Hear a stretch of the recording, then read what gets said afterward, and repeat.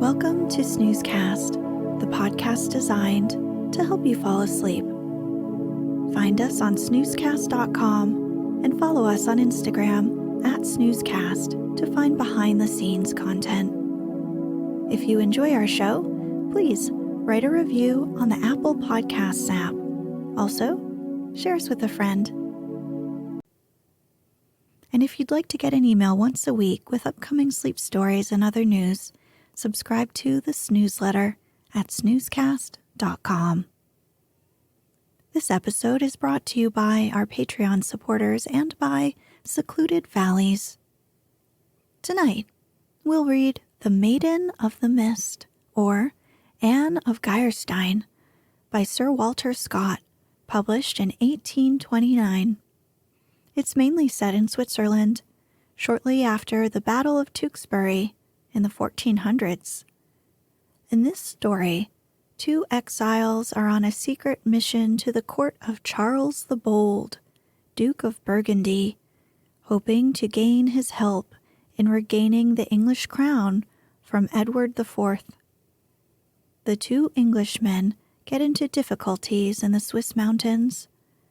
They meet Countess Anne and her family, who are involved in the politics of the newly independent Swiss Confederation and plan to confront Charles with complaints about his conduct towards the Swiss nation.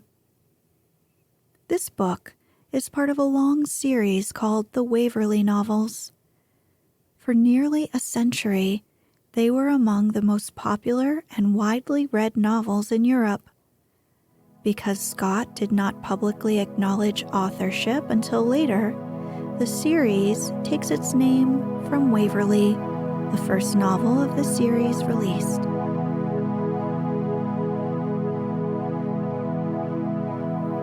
Let's get cozy. Close your eyes.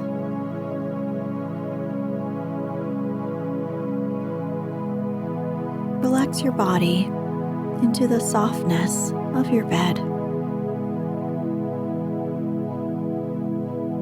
Now, take a few deep breaths.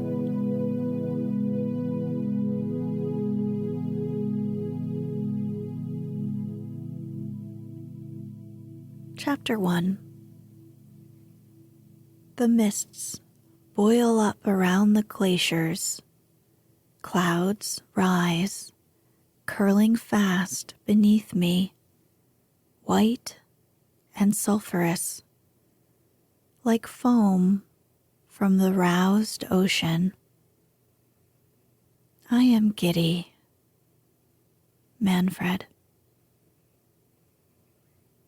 It is true that the inhabitants of those countries which lie in the vicinity of the Alps, that immense barrier, were not ignorant that, notwithstanding their rugged and desolate appearance, the secluded valleys which winded among those gigantic mountains nourished a race of hunters and shepherds, men who, living in a state of primeval simplicity, compelled from the soil a subsistence gained by severe labor, followed the chase over the most savage precipices and through the darkest pine forests, or drove their cattle to spots which afforded them a scanty pasturage, even in the vicinage of eternal snows. But the existence of such a people, or rather of a number of small communities who followed nearly the same poor and hardy course of life, had seemed to the rich and powerful princes of the neighborhood a matter of little consequence, as it is to the stately herds which repose in a fertile meadow, that a few half-starved goats find their scanty food among the rocks which overlook their rich domain. It is, then, in the forest cantons of Switzerland in the autumn of 1474, while these districts were in the rude and simple state we have described, that our tale opens. Two travelers, one considerably past the prime of life, the other probably 22 years old, had passed the night at the little town of Lucerne, the capital of the Swiss state of the same name, and beautifully situated on the lake of the four cantons. Their dress and character seemed those of merchants of a higher class, and while they themselves journeyed on foot, the character of the country rendering that by far the most easy mode of pursuing their route. A young peasant lad from the Italian side of the Alps followed them with a mule laden apparently with men's wares and baggage, which he sometimes mounted, but more frequently led by the bridle. The travelers were uncommonly fine-looking men, and seemed connected by some very near relationship, probably that of father and son, for at the little inn where they lodged on the preceding evening, the great deference and respect paid by the younger to the elder had not escaped the observation of the natives, who, like other sequestered beings, were curious in proportion to the limited means of information which they possessed.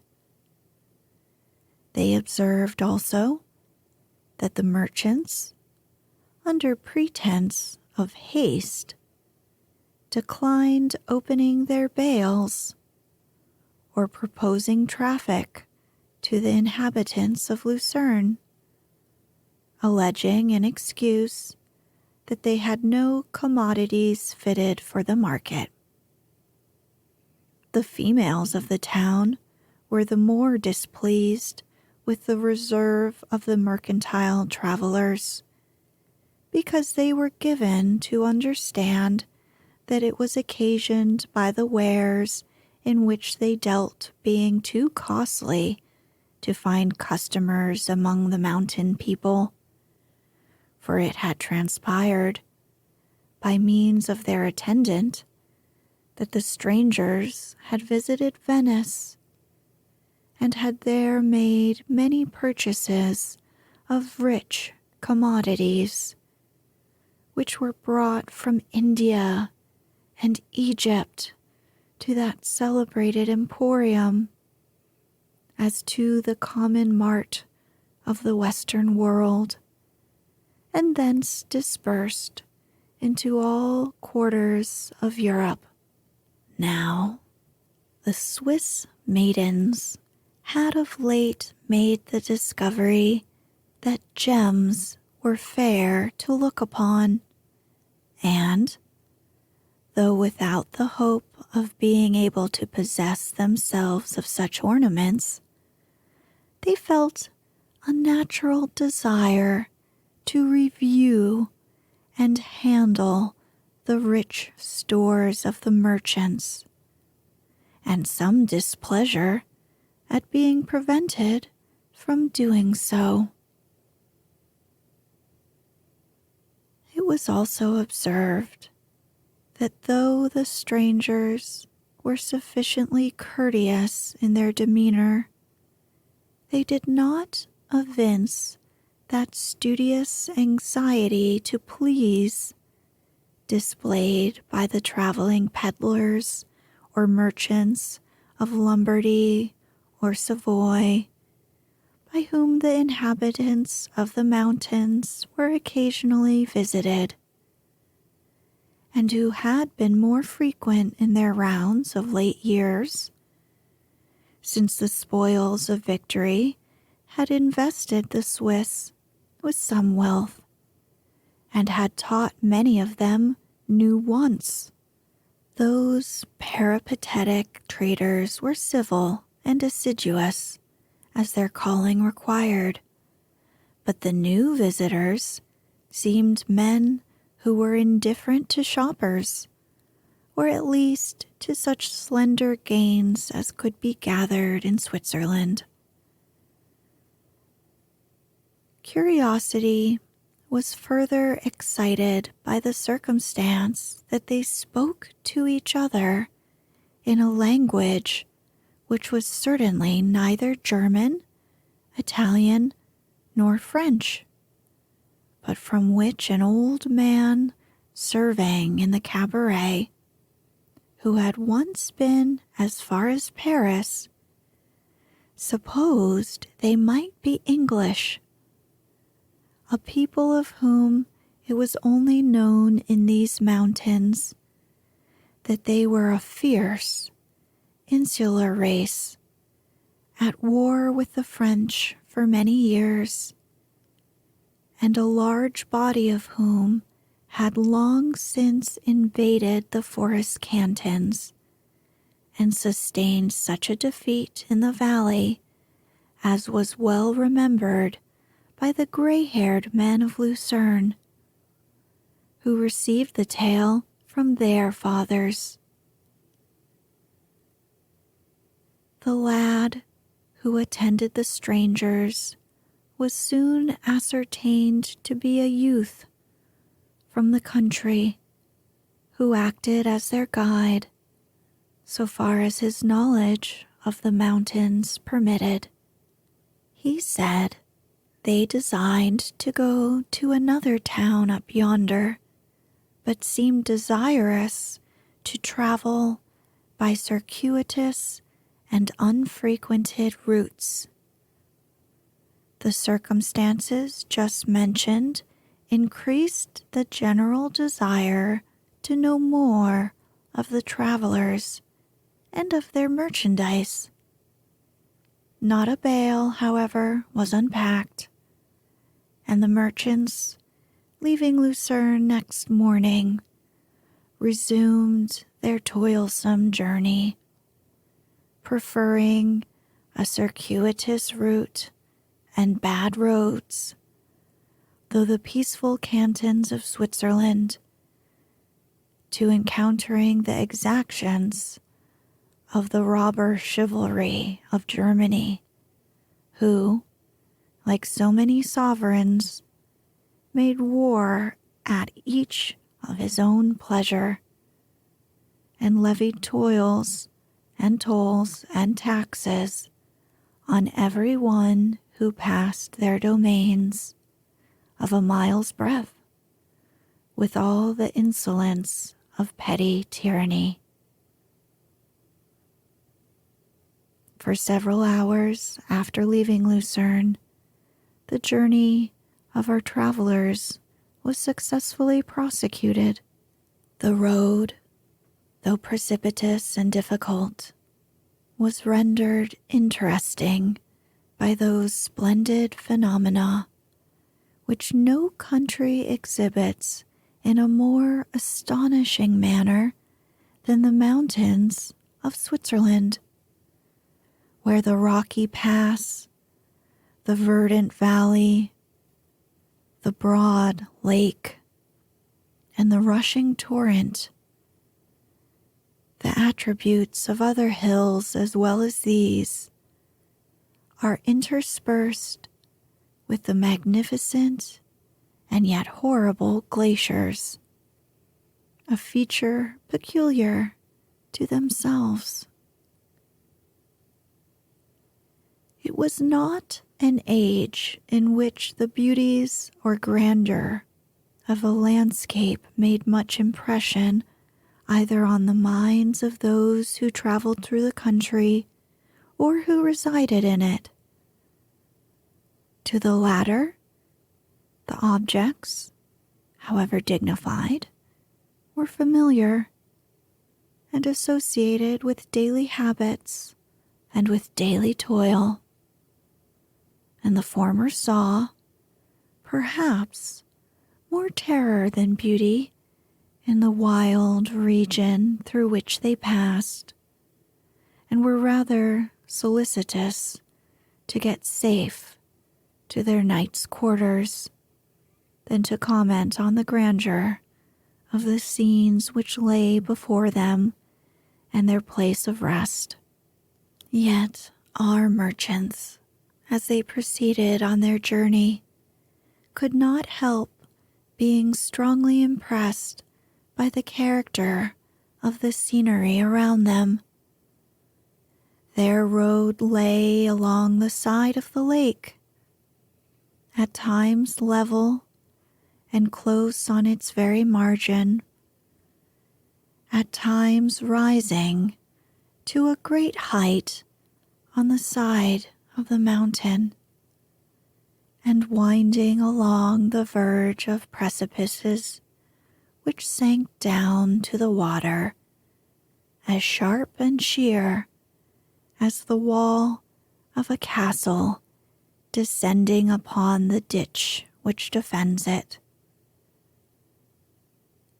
At other times, it traversed spots of a milder character, delightful green slopes and lowly retired valleys, affording both pasturage and arable ground, sometimes watered by small streams, which winded by the hamlet of wooden huts with their fantastic little church and steeple, meandered round the orchard and the mount of vines, and, murmuring gently as they flowed, found a quiet passage into the lake.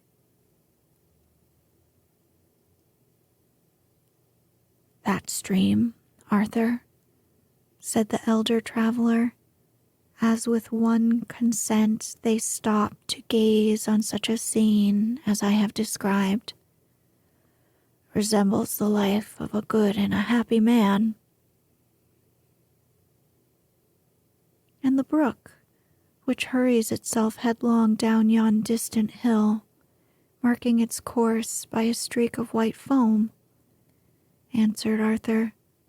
"What does that resemble?" "That of a brave and unfortunate one," replied his father. "The torrent for me," said Arthur, "a headlong course, which no human force can oppose, and then let it be as brief as it is glorious." "It is a young man's thought," replied his father, "but I am well aware that it is so rooted in thy heart that nothing but the rude hand of adversity can pluck it up." "As yet the root clings fast to my heart's strings," said the young man, "and methinks adversity's hand hath had a fair grasp of it." "You speak, my son, of what you little understand," said his father. "Know that till the middle of life be past, men scarce distinguish true prosperity from adversity, or rather they court as the favors of fortune what they should more justly regard as the marks of her displeasure. Look at yonder mountain, which wears on its shaggy brow a diadem of clouds, now raised and now depressed, while the sun glances upon it, but is unable to dispel it. A child might believe it to be a crown of glory. A man knows it to be a signal of tempest." Arthur followed the direction of his father's eye to the dark and shadowy eminence of Mount Pilatus. "Is the mist of yonder mountain So wild and ominous, then? Asked the young man. Ask Antonio, said his father. He'll tell you the legend.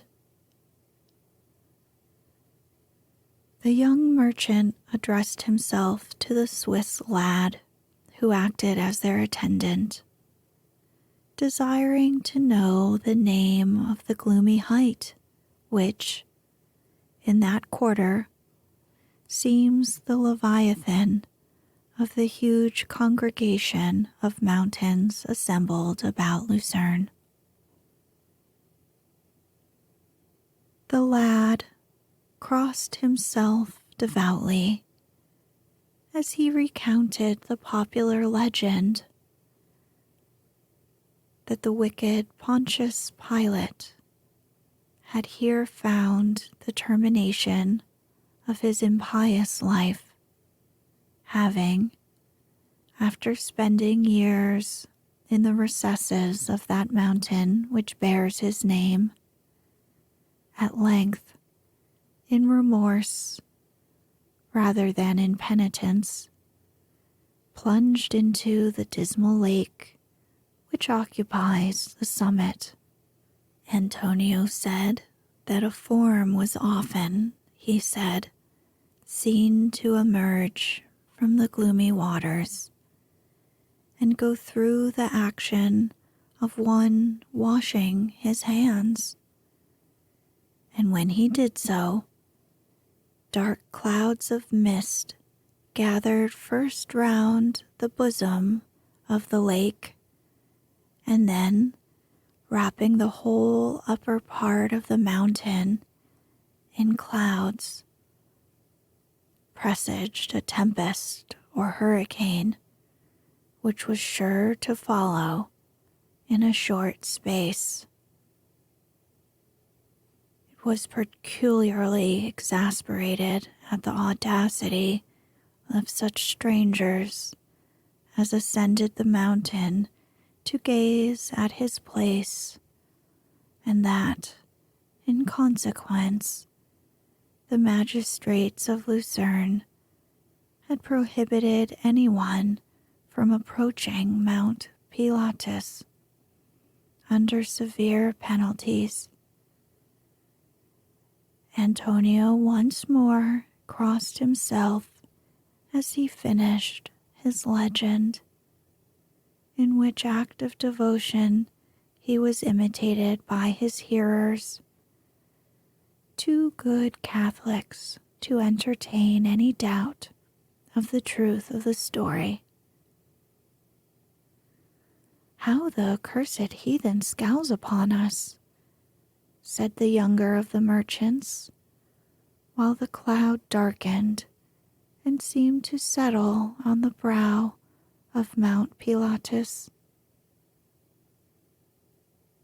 A rising wind, rather heard than felt, seemed to groan forth in the tone of a lion the acceptance of the spirit to the rash challenge of the young Englishmen.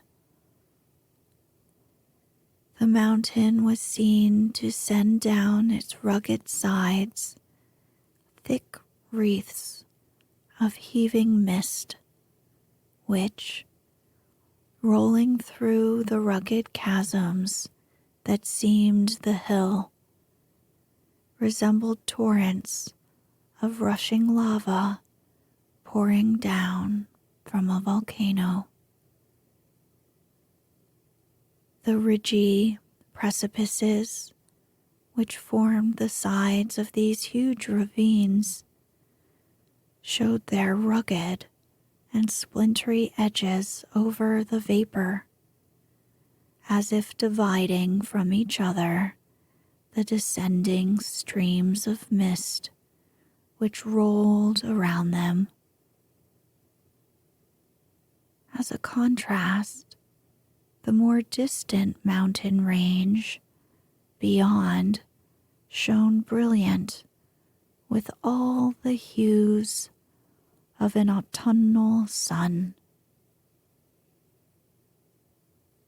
while the travelers watched this striking and varied contrast, which resembled an approaching combat betwixt the powers of light and dark. Their guide, in a mixed jargon of Italian and German, exhorted them to make haste on their journey. The travelers, thus admonished, gathered the capes of their cloaks close round their throats, pulled their bonnets resolvedly over their brows, drew the buckle of the broad belts which fastened their mantles, and each, with a mountain staff in his hand, well shod with an iron spike,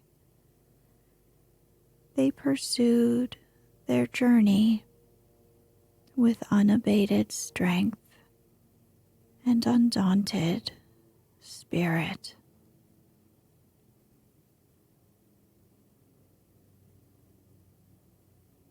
With every step, the scenes around them appeared to change. Each mountain, as if its firm and immutable form were flexible and varying, altered in appearance, like that of a shadowy apparition, as the position of the strangers relative to them changed with their motions, and as the mist, which continued slowly, though constantly, to descend,